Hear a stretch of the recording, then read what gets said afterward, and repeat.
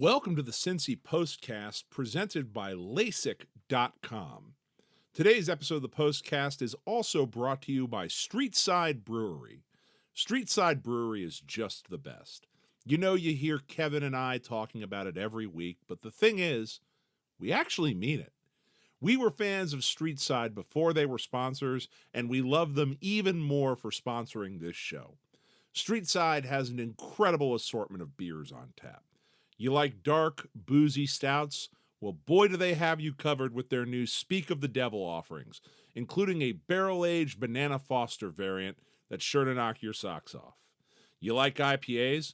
Well, give Cincy Shirt Face a try. Hey, there's some sponsorship crossover and collaboration for you. A crisp New England IPA that's easy drinking and tasty as hell.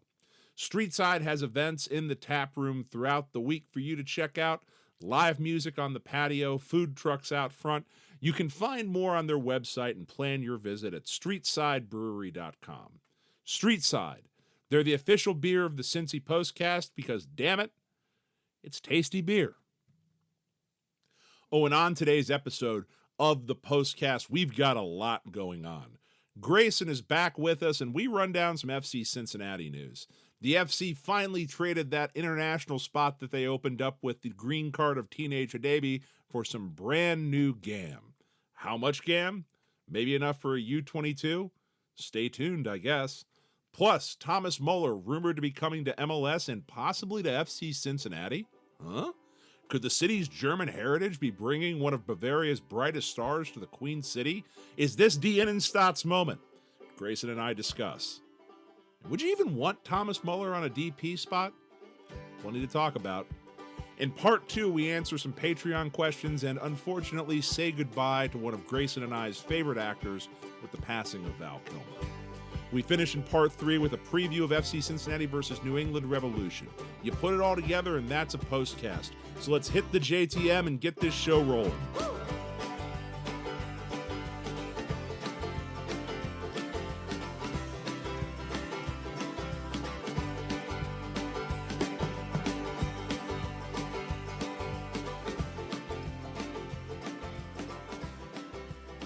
Oh, and joining me to talk about all of that and more, it's Grayson. Yes, finally, another co-host of the Cincy Postcast emerges. I will not have to do this show by myself. Grayson, welcome back. Thank you for joining us. How are you doing this evening? I'm doing okay. I'm doing about as well as you could do living in a city without the Sundance Film Festival. Yeah, man. Didn't get your reaction to that on the Sunday episode. We had Schwei on instead. I think the people are eager to hear what your thoughts were as, we'll say, the arts and entertainment editor of the Cincy Postcast. I think the festival made a bad choice. I think that they got like kind of the worst of all worlds. They're not going to a place where you can like ski into the center of town. No. Right? Like no. And they're not going to a place where they can really grow and avoid all the traffic and congestion issues that they had in Park City. So I don't think that they made a very good choice if they wanted to like grow the festival or they wanted to like enhance the prestige of the festival in some way.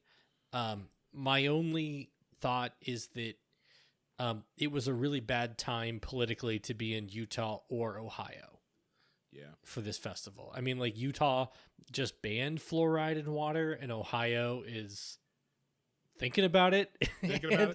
And if you were concerned about being in a state where the government might suddenly decide like they were going to like make your movies illegal, it wasn't like the best time to be in either of those places. So I get it, but it's unfortunate. I think it would have been really great here. Yeah. Maybe we can replace it with a dental hygienist festival then, given the lack of fluoride in the drinking water. Yeah, it's just $30 more to get fluoride at the dentist when you go. So right. I agree. That was my take as well. And I think that's everybody's take, is just disappointing. Would have been cool here. I don't think people have been to, I get the sense a lot of people haven't been to Boulder. I like Boulder, Boulder is kind of like a college town. Yep. That's just up in the mountains. It's like Ann Arbor in a little bit more of a picturesque setting. The idea that Boulder is this, they're going to get the Park City vibe there. I think they're sorely mistaken. They're just going to end up with the Park City traffic there because it is not in no way set up to host the festival any more than Park City was. Absolutely. I did enjoy. I thought that, Schwa and I talked about this a little bit. I did enjoy the fact that it made a lot of us here in Cincinnati reflect on a lot of the cool stuff we do have going for us in this city. And their loss. I think it's time. And what this shows us is that we should be swinging big on things as a city.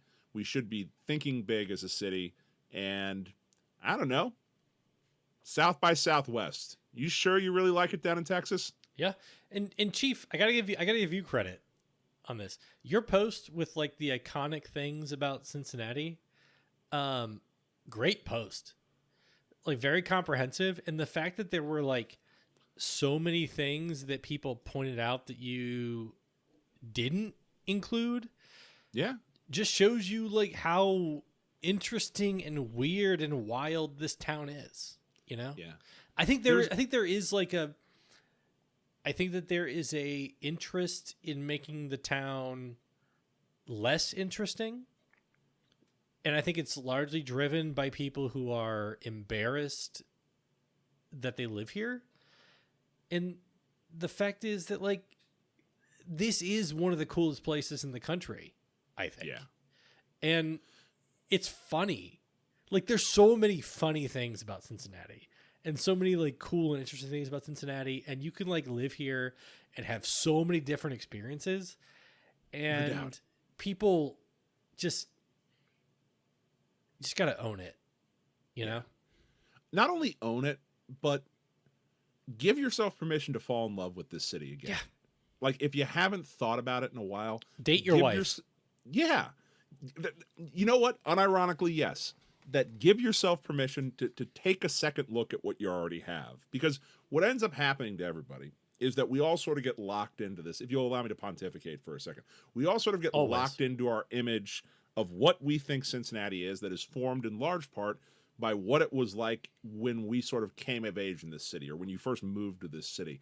And if you look again, you're going to find that it's changed a lot. And there's a lot of really quirky, cool, interesting things going on in this town.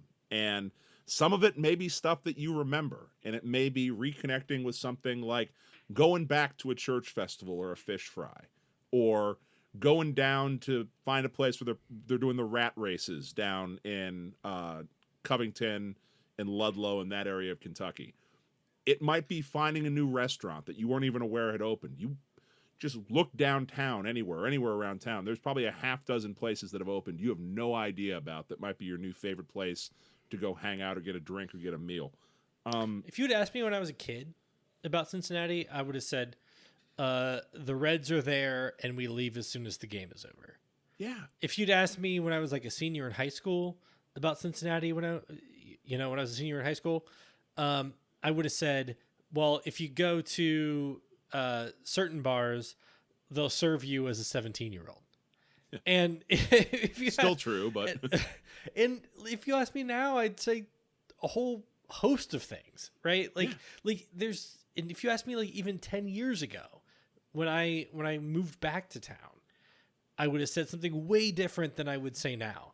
And every time that I've had people in town who have never been here before, they've had a blast, they've loved it. When my wife and I got married, we invited hosts of people who had never been to Cincinnati before, and we weren't even taking them around because we were, getting ready for the wedding day. They were on their own, and they were coming up to us at the reception just saying like, oh my goodness, this place is amazing. And that's, it's just true. And you just need to accept it, right? Be okay accepting that. Just be okay with the idea that you might live in a really cool, kitschy, weird place that is hard to define and hard to pin down as the ski city, or it was like Seth Walsh, the councilman, said in the Inquirer, We're not the Motor City or the Ski City or, the Derby City. There's no easy way to pin Cincinnati down. And just give yourself permission to enjoy the eccentricity of it and all that it has to offer. And it's funny. It's funny you mentioned about the Reds game. We go to the Reds game and then we leave. For the Big East tournament a couple weeks ago, I met a friend of mine and he was like, let's go watch Xavier play Marquette. Let's find a bar down by where you work and let's go watch. And where we ended up at was the In Between Tavern. That's right there. Hell yeah. And I had never, it was it's weird. I've never been in there before. But I remember as a kid, when we first started going to Reds games, when you're old enough to go to a Reds game by yourself, but you're not old enough to go to a bar, like 18, 19 years old, 17 years old, you would walk by the In Between Tavern, and all my friends had the same thing. It's like, I can't wait till we're old enough to drink because we're going to hang out there all the time before games. And like, that was the thing, was the In Between Tavern. That was the only option you had if you wanted to go, really go get some drinks before a Reds game. And now it's an abundance of choice everywhere as to what you want to do before, during, and after an event in Cincinnati, and Ohio. In Between is different from what it was if you went there even 5 years ago. It's like a different Korean place. Restaurant like 5 years ago, wasn't it?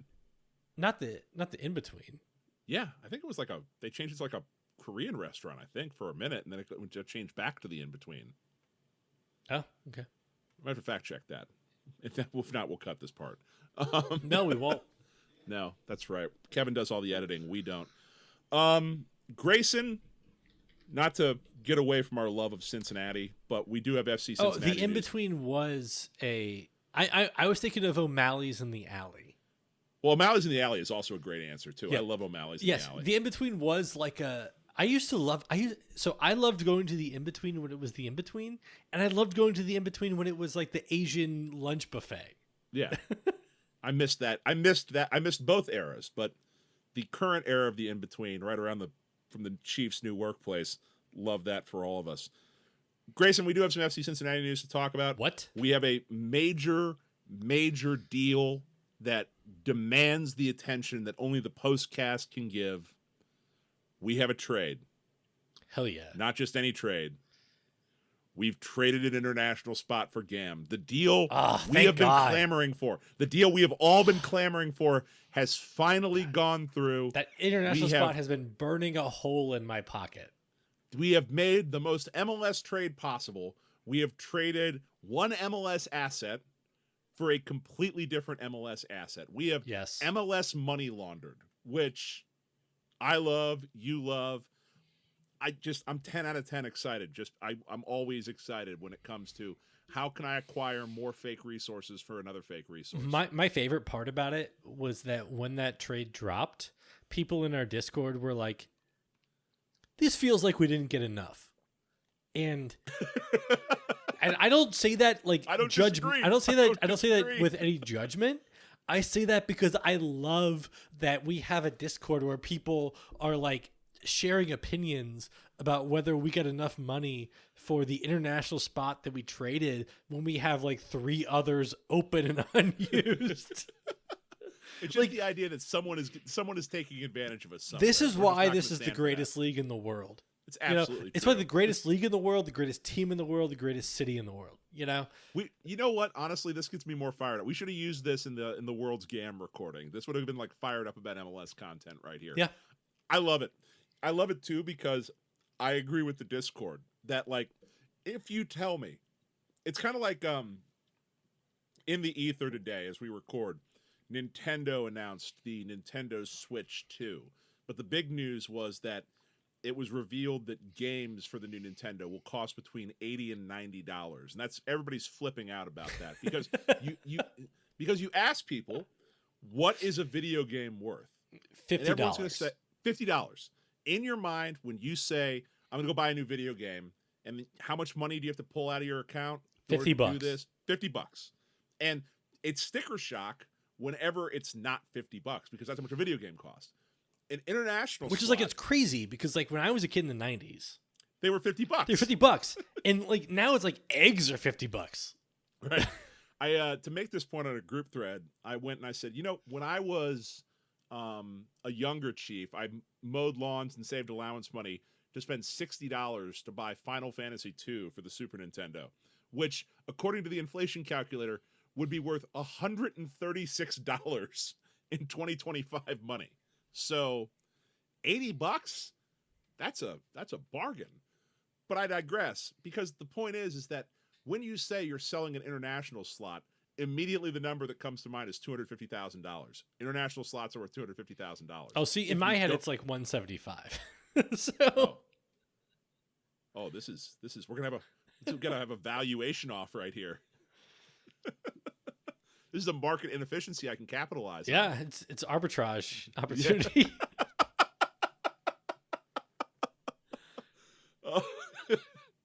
Well, regardless, scale of 1 to 7, how excited are you about this sale? And what do you think this portends for the FC? Because many eagle-eyed people noted $200,000 does seem to have a particular thing you can buy with that amount of money. Yeah, you can get a U22 player who was over the age of 20 Santos for $200,000. And so what I would say is the way to evaluate this trade is if we sign a U22 by the end of the current window, it's a good trade. If we don't, fire Albright. Fire off. There should be something that you can do with extra GAM and TAM. Like, yeah, you can sign a U22. But like if you don't sign a U22, I had said before that there should be like a high stakes poker game that. Yeah. Oh yeah. No. Yeah. You should definitely be able to gamble the GAM. Yeah. GAM like bull with the other bull, GAMs. Bulls.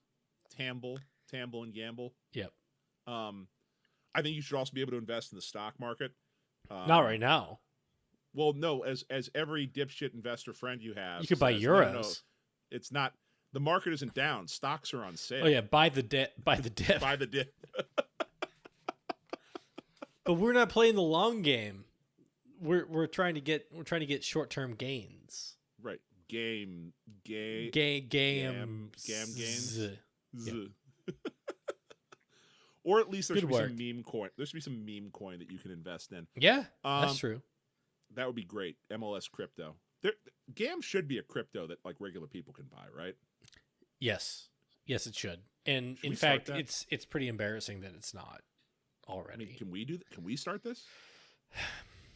I don't know how, but if somebody knows, send me a DM because I have always wanted to pull a rug. Yeah. Never done Welcome to the Cincy Postcast, recording now from a non-extradition country. Grayson, how you doing? Dude, if we have to move, if we have to move to Nevis, we'll keep the podcast going. Yeah, no, that is my pledge to you.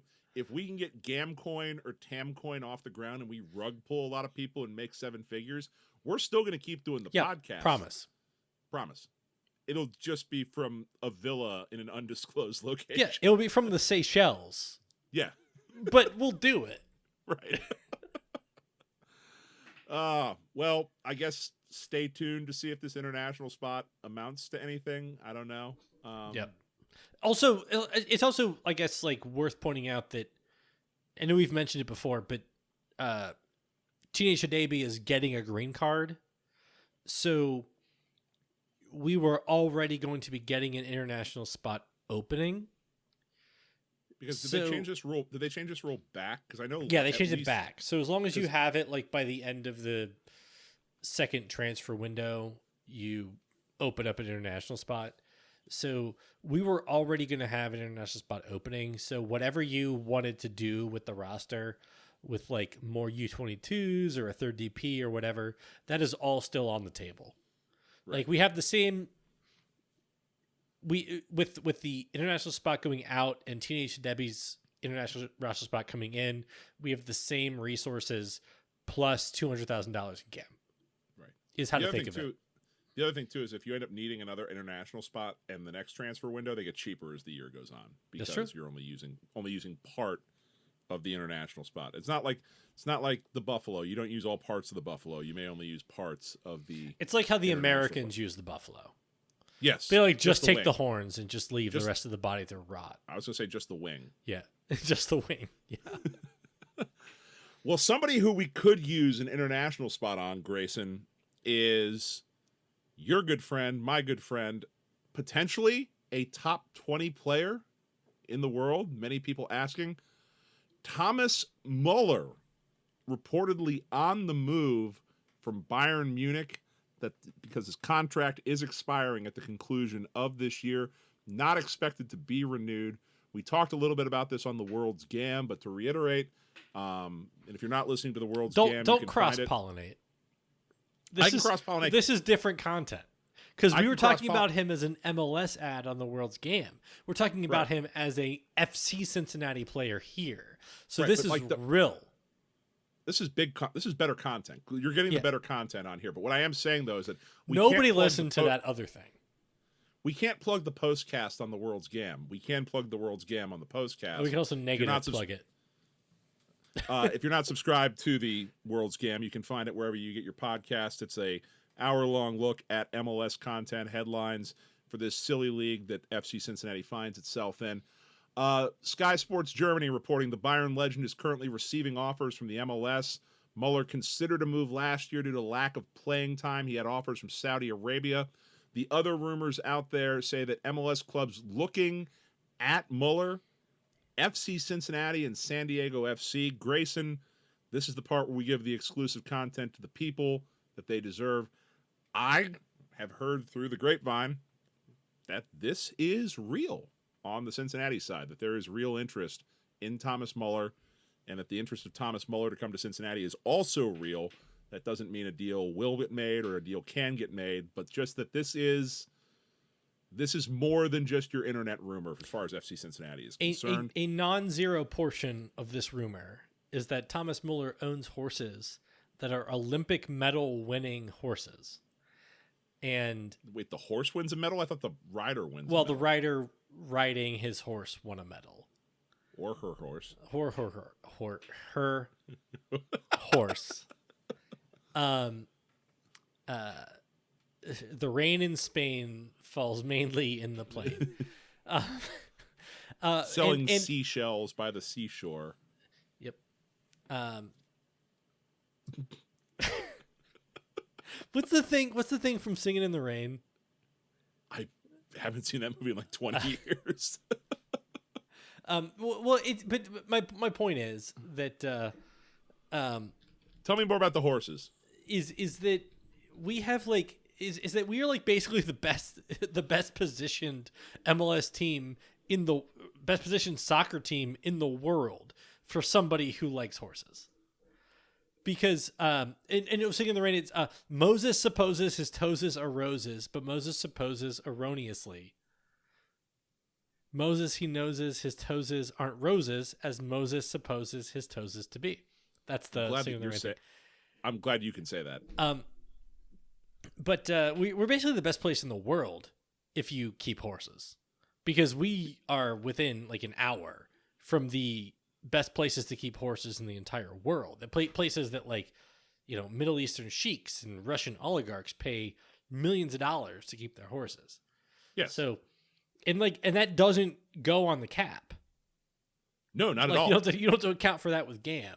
So, I mean, maybe you can start, putting a little bit of GAM on the trifecta at Keeneland during this racing season. Yes, we should. Why not? So I think that we are really in the mix for Thomas Müller. And so the question is I don't know, do you want him?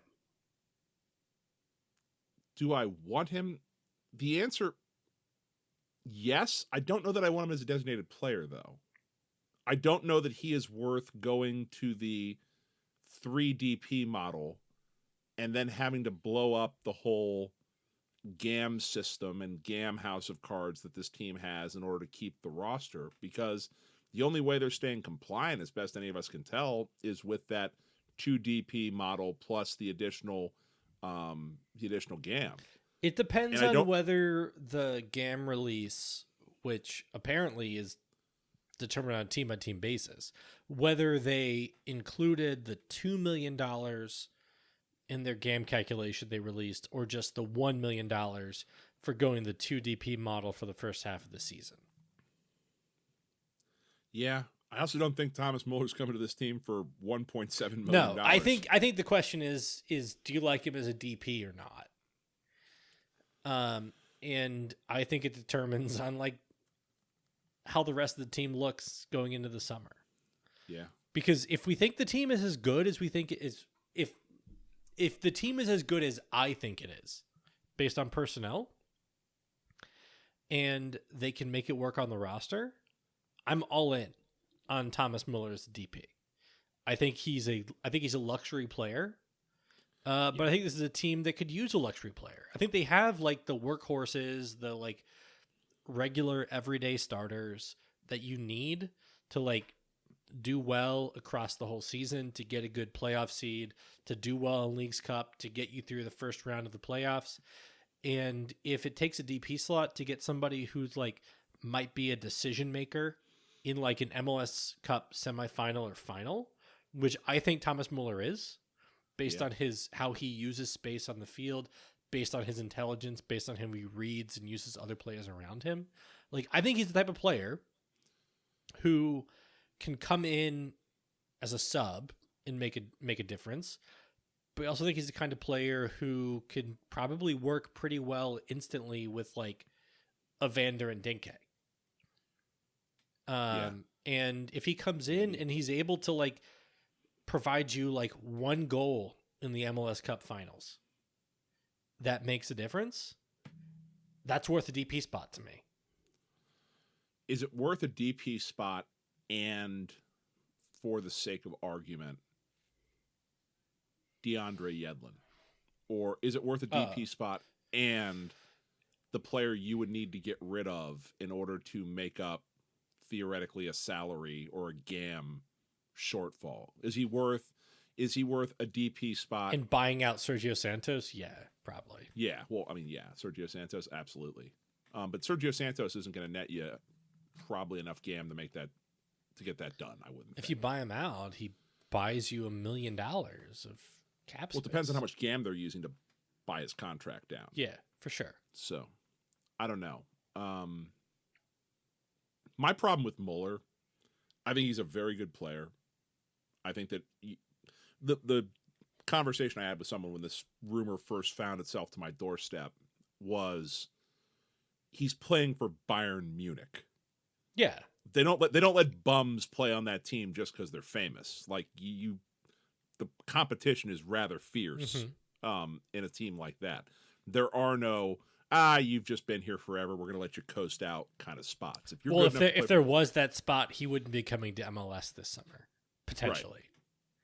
Right. No, they would just let him continue to do what he's doing over there. Yeah. The problem with Müller is that someone smarter than me would have to figure this out too. And it's not a great feat to be smarter than me, but no one's smarter than you. Everyone is smarter than me. Especially about stuff like this. I'm just making this up as I go along. The issue with Müller is that players of his age and his pedigree, it is almost like a coin flip as to whether or not they fit into MLS. Sure. And it's not even a style thing. We've talked in the past about Olivier Giroud, by all accounts, had the type of skill set that you would think would translate absolutely naturally to MLS. Now, part of that, I think, is the way that LAFC plays. They play a counterattacking style. You don't want to have an aging target man striker be someone where you're running. You want to have him set up in the box and find him service. It's not the best use of a player like Giroud. Yep. Neither here nor there. Pirlo, not great in MLS. Steven Gerrard, not great in MLS. Right. Lampard. Frank Lampard, not great in MLS. Sim De Jong, not great in MLS. Beyond not great. Counterbalanced, Gareth Bale. Great signing in MLS. Yeah, I mean, like he didn't put up big numbers, but he did make a MLS Cup defining goal. Yeah. Zlatan, amazing, outstanding in MLS. Yeah. Lionel Messi, amazing in MLS. It just, And part of it is like Carter and I were talking about this in the earlier in the week. And that's that there are aspects of just MLS that you don't think about and how they impact the human body. And that's, Muller, he's not getting on 5-hour flights, and what that does, elevation changes, dehydration changes. It's just a different animal in terms of the travel alone in this league, and different athletes and different players respond differently to that. Yep. And my worry about Muller is that if you're going to use a DP spot on him, you better be damn sure he's going to be in the Zlatan, Messi, Gareth Bale category, and not in the, Lampard, Pirlo, Olivier Giroud category.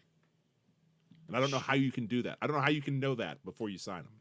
Yeah, I mean, we find out all the time. There's no way to know if any player's any good before you sign them.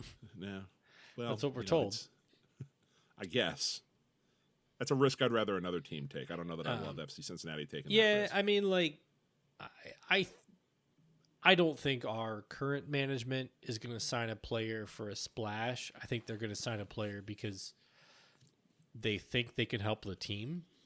Right. And if they're all like, I don't think like Kevin Denke was signed to set the transfer record. I think that they thought he was the guy to sign, and he happens to also set the transfer record. Yeah. If that makes sense. No, that makes perfect sense. Yeah. Now, having said that, if there was a way to do some kind of like shady NIL deal where for sure. If you can get him on a sub DP deal, and you can just like no brainer, give him a stake in like the Incline Public House or something, right? Like, or like he all of a sudden just ends up owning Turfway Park. Like, okay, cool. I don't know who owns that. We're calling it's now the Tom Casino.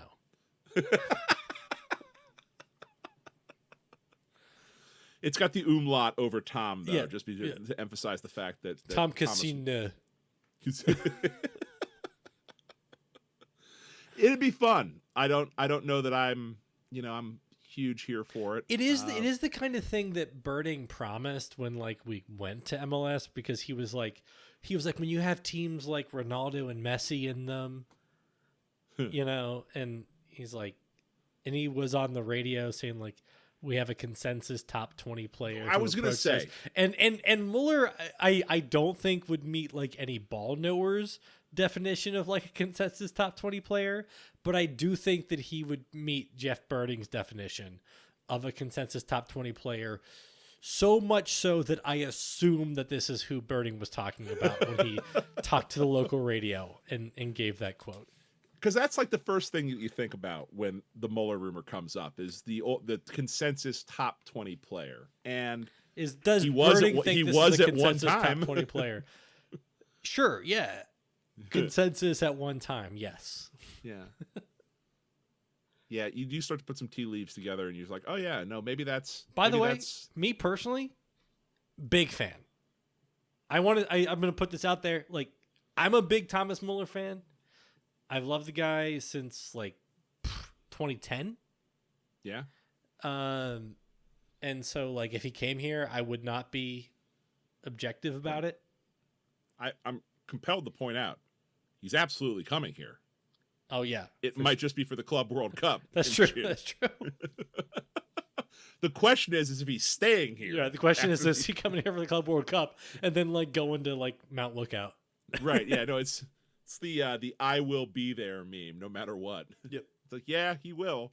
All right. So if you had to put a percentage on this, percent chance Thomas Müller is a member of the FC when the secondary transfer window closes this summer. 87. That's big. I'm here for it. Why not? Let's go. We hear us all thinking that this team's roster build was kind of set because there's no more money left, and you're telling me Thomas Müller might be showing up this summer. It would be the funniest thing, wouldn't it? No, the funniest thing would be not getting anyone at the window and then having a Tom Bogert story come out that we were this close to signing Thomas Müller, but at the last second it fell apart. Tom Bogert is like the go-to journalist of like, yeah, we were about to sign Mbappe, and then he just decided last minute he didn't want to come. It's Tom. What had happened was Bogert. Yeah.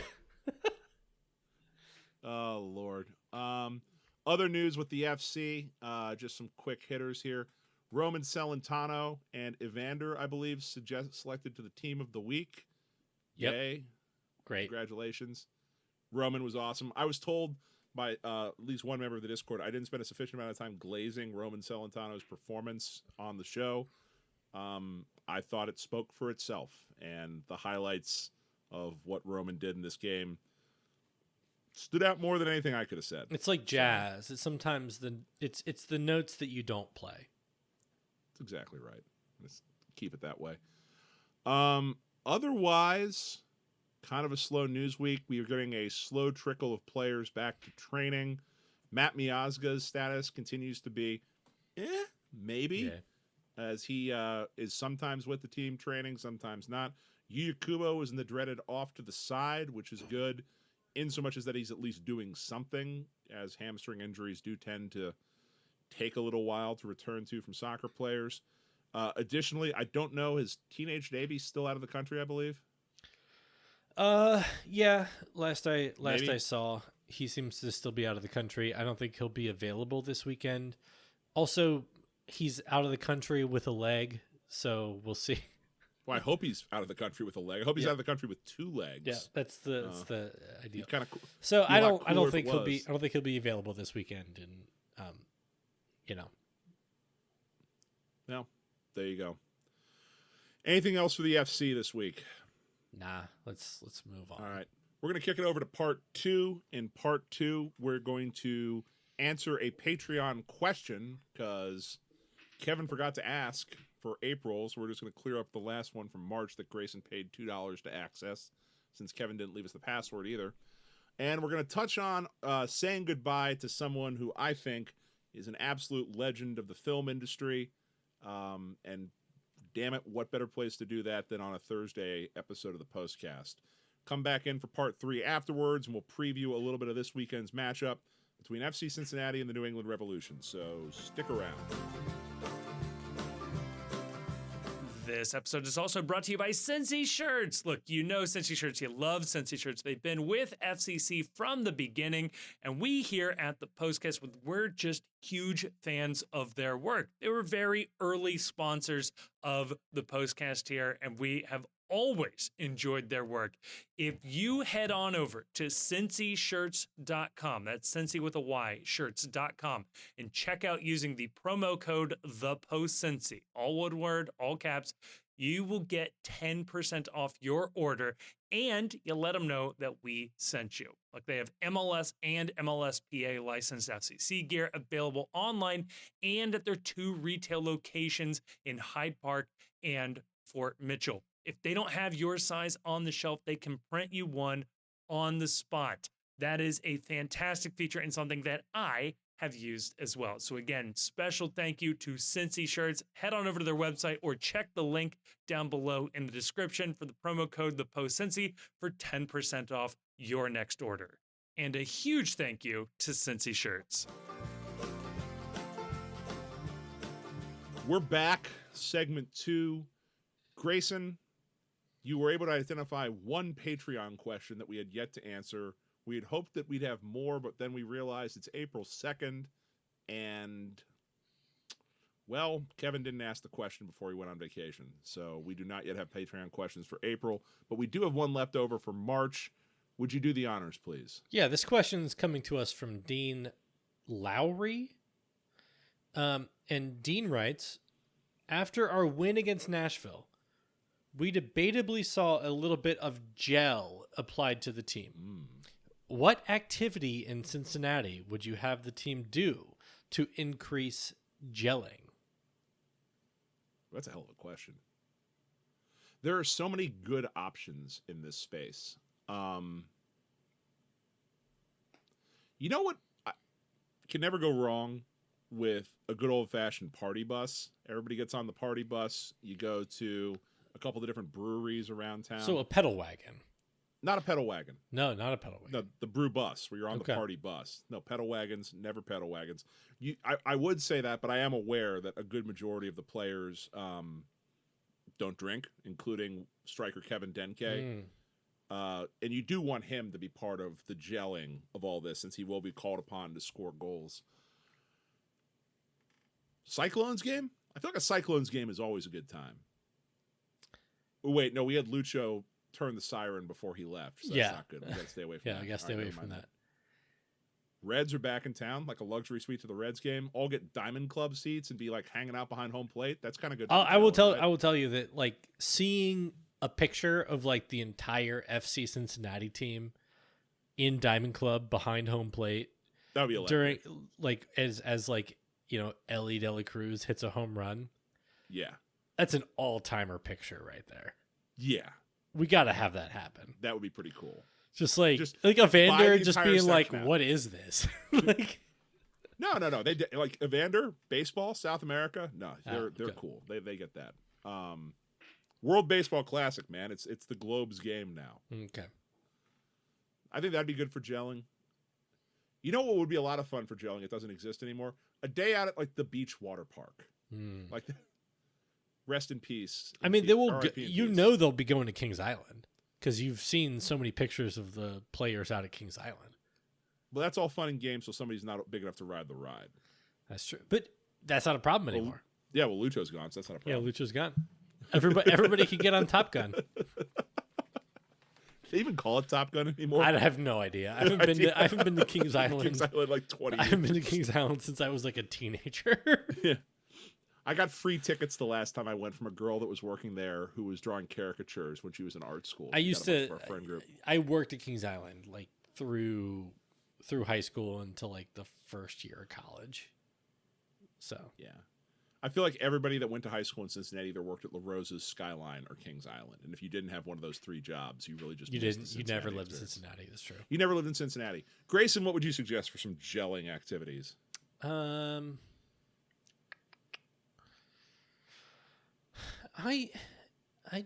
mean, the chicken dance. Chicken dance is good. That's a ways away though. That's I know, but we can scoot it up. We can make him do the chicken dance early Oktoberfest. Yeah, we can make him do the chicken dance at like Taste of Cincinnati. That's coming up. Taste of Cincinnati would be good. Have them all work a booth at Taste of Cincinnati. Yeah, that's it. Have them work a booth at Taste, or have them all go to the finish line of the pig. Have them all run the pig. No, I don't want to wear them out. Half pig. I think. Yeah, I bet they could do like a pig relay. That'd actually be kind of fun. Little gel activity there. Yes, there it is. Have them do like split the team up into different groups for like a pig relay, and have them race against each other, like an Uber transfer game. Start like a competitive Mario Kart club and just get really into Mario Kart. I feel like that would be. Or, hey, they're bringing back the original Warzone map. Verdansk is coming back on Call of Duty. They can all hop on the sticks together. That builds character, I think, right? Yeah. You can go to Art After Dark. Don't hate that. What if they all got frosted tips together? They all got like a similar. What if they all posed for like a painting that was in like the Pete Rose Andy Warhol? Or what if they posed for the picture of Pete Rose on the John? He's like I have that picture. My parents have that. My parents have that. My dad has that picture too. Yeah. In the downstairs bathroom. Yeah, classic. Okay, so the answer is clear. They've all got to go to Gold Star, and they've all got to eat a Go-Rito eating challenge, right? Yep, 100%. All right. Is that the only Patreon question we have? Yeah, because I think.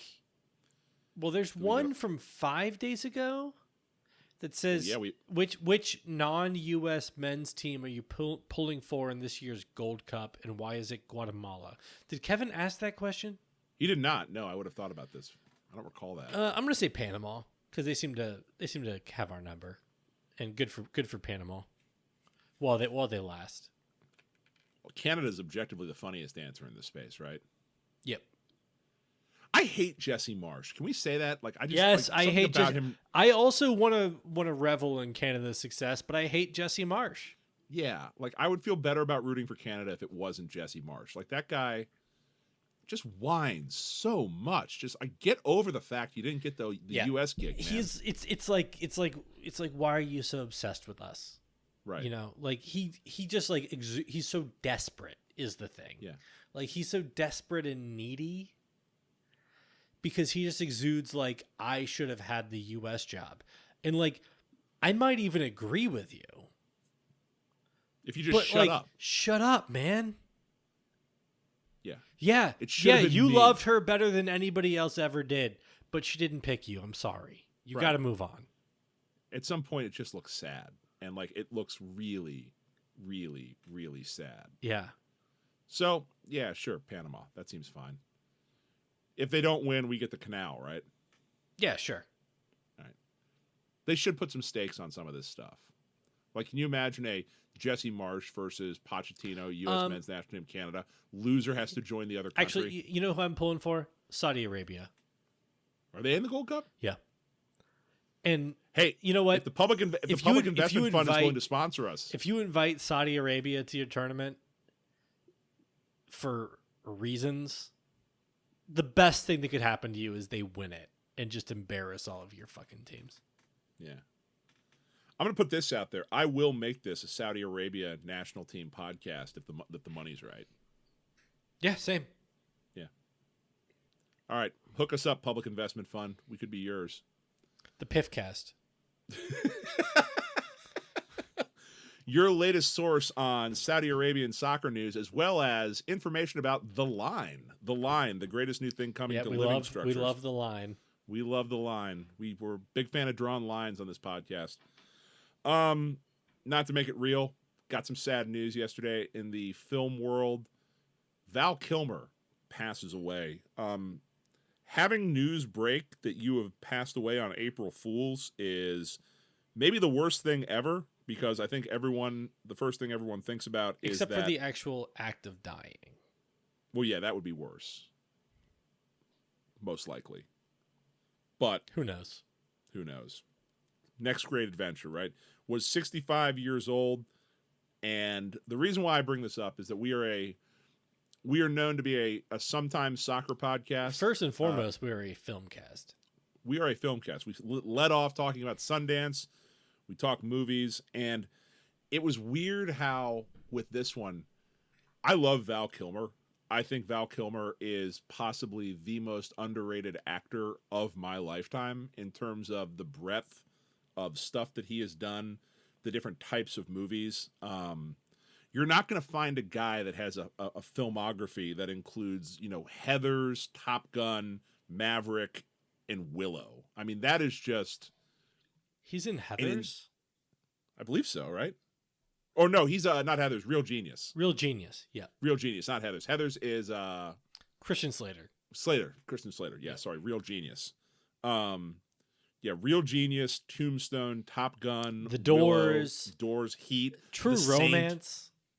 Yeah. Top Secret, one of the funniest movies of all time. An original Zucker Brothers movie. Ghost in the Darkness, one of the first R-rated movies I ever saw in theaters. I had a cool aunt. That is pretty cool, actually. Yeah. I don't know that I would want that to be my first R-rated movie, but, you could do a lot worse. You could do a lot worse. You could do an absolute lot worse. Michael Douglas is good in that movie.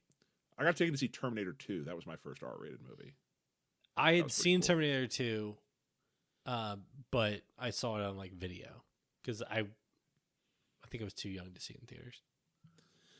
Just the number and of movies this guy was in, and he was in some bad movies, but he was never bad. He was never bad in any of these movies. The Island of Dr. Moreau, dog shit. But he's great in it. He's incredible in it. You can't take your eyes off him. He's also in a number of movies where it's they were great movies because of him. And a lot of them flew under the radar. He was in a movie in the early 2000s called The Salton Sea that he is unbelievable in. I think I might be one of 10 people that actually saw this movie. I've never seen it. Fantastic. It is it's incredibly well done. It is like a noir movie out of nowhere. And he was incredibly good in this. There's like a noir mystery kind of movie called Thunderheart, where he plays a FBI agent who is Native American. I don't know that That's I saw that one. really good. It's like an early 90s movie, I think. Really good. The movie that Kiss Kiss Bang Bang. Great movie. Unbelievable Fantastic movie. Like it's got him and it's got Robert Downey Jr. before Robert Downey Jr.'s like revival. Blow up. Yeah. Like it like kind of snuck in like in between when he was like famous and then like arrested for drugs and went to jail, and then before he like really blew up again. Shane Black, who friend of the pod, wrote Last Action Hero. Great movie. Yeah. Heat. Just Heat. Yeah. Heat is undeniable. Like it goes with that. Michael goes Mann's without best saying. movie. Yep. Yeah. Yep. I don't know what is if you had to pick one Val Kilmer movie, what's your Val Kilmer movie? I'm gonna go with The Saint because it's like the most Val Kilmer. Really, really good too. Yeah. Elizabeth Shue is fantastic in that movie. Like Val Kilmer does.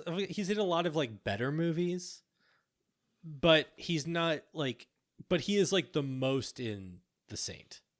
But it's also the first movie I think about when I think of Val Kilmer. The quintessential Val Kilmer movie for me, The Saint.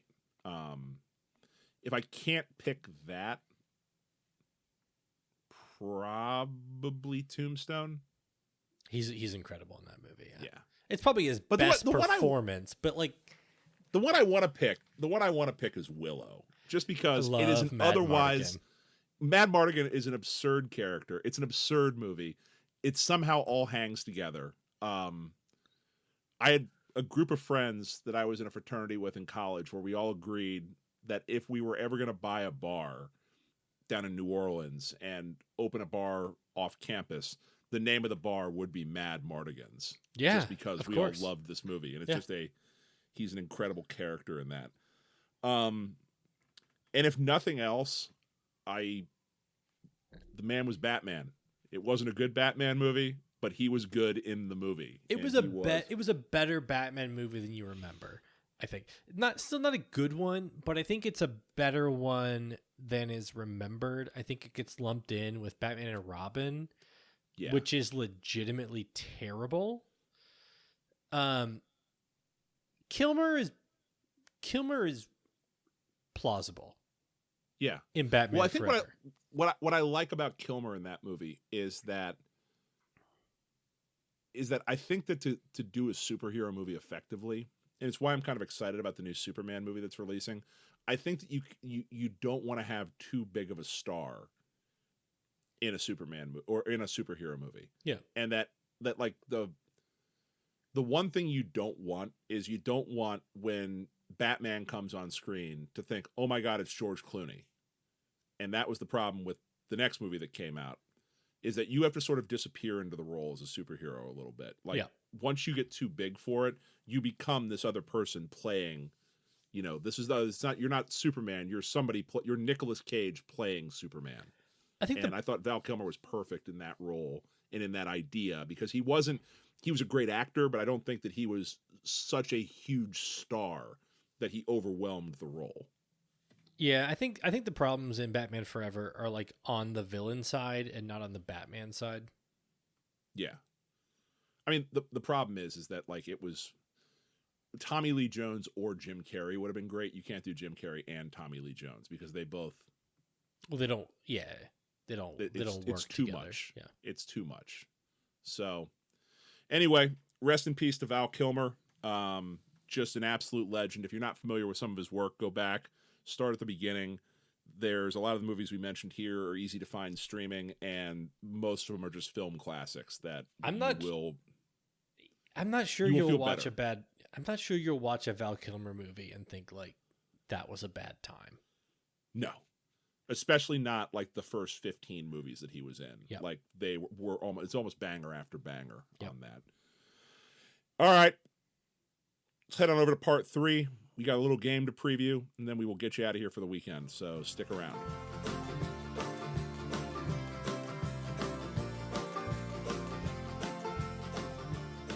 Oh, we're back. Grayson, we've got an FC Cincinnati match to preview this weekend. The games keep coming, and they don't stop coming.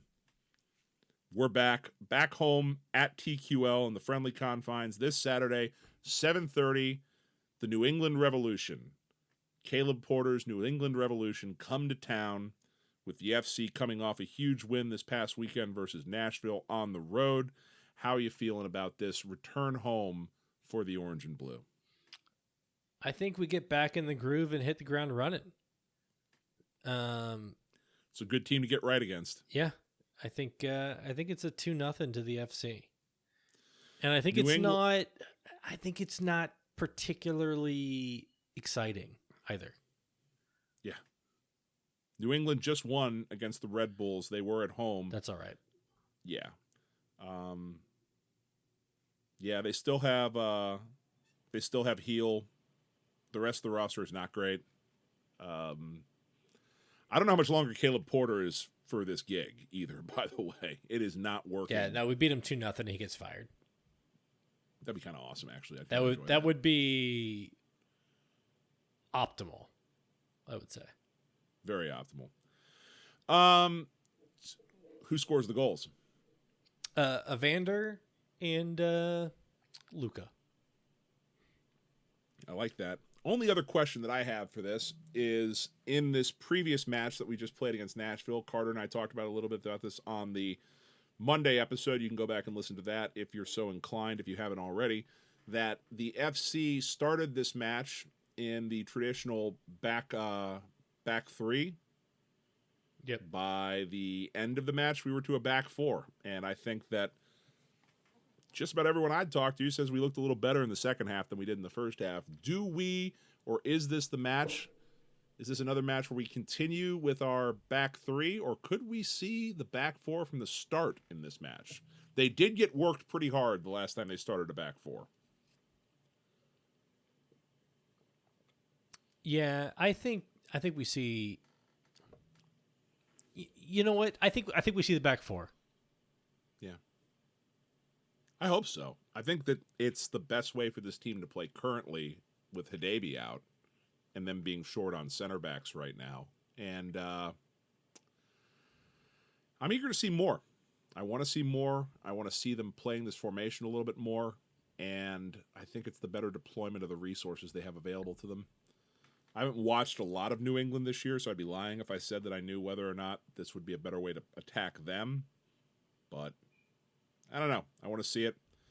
I think I'm going to go with my preview. I'll say that the FC wins this match 3-1. All I'm right. going to say we get a little bit of an offensive explosion out of here. And, of course, we will have one of those being an Evander free kick, because always it's an Evander free kick. I would like to see them score some open play goals this game. Yep. So let's say 1 Evander free kick and 2 open play goals. So there you have it. I will not be at this match. I will be attending the Jim Trace show, I believe, instead. And the weather looks... well, I didn't think about that. The weather does look a little ominous for this match, Grayson. Does that change your prediction for what we're about to see? No. No? Yeah, me either. So, if you're going to sell your tickets this match, sell them now before everybody looks how far the weather is. Yep. Grayson, do you have anything else for the people before we get out of here? Never. All right. Safe travels, buddy. Fuck Columbus.